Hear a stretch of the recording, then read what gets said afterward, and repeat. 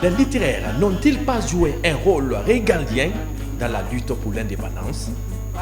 Même s'ils n'étaient pas nombreux, les littéraires guinéens de cette période coloniale, des illustres se sont fait remarquer à travers des poèmes dénonçant des abus de l'administration coloniale.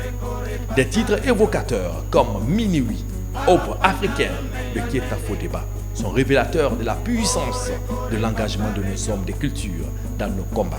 Sur le plan de la littérature, il n'y a pas eu grand-chose.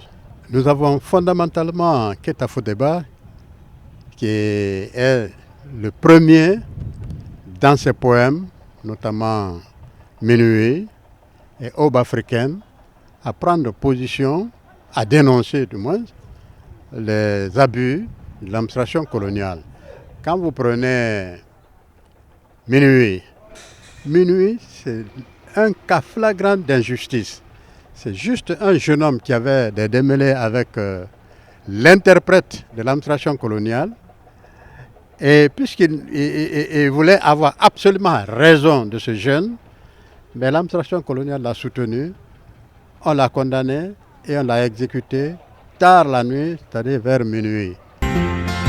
Minuit, ça me sait, minuit,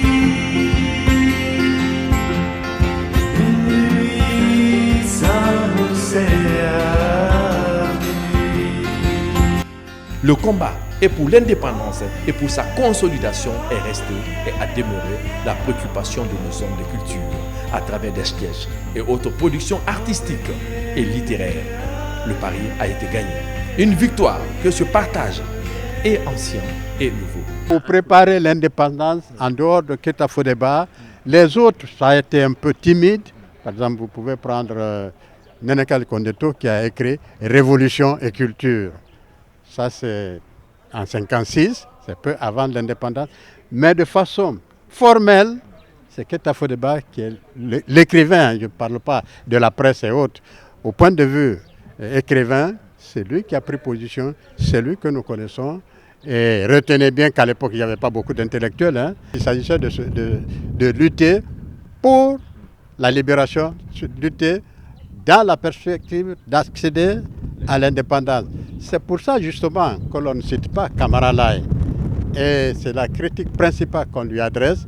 Au moment où l'Afrique ploie sous le poids de l'occupation coloniale, lui il écrit pour décrire son village, la forge de son père, et il ne s'est pas inscrit dans l'optique, justement, qui était la préoccupation de l'époque. Plusieurs porte-flambeaux de l'indépendance se sont fait illustrer et tiennent toujours la dragée haute pour que la Guinée soit toujours dans l'indépendance politique, mais aussi artistique et culturelle.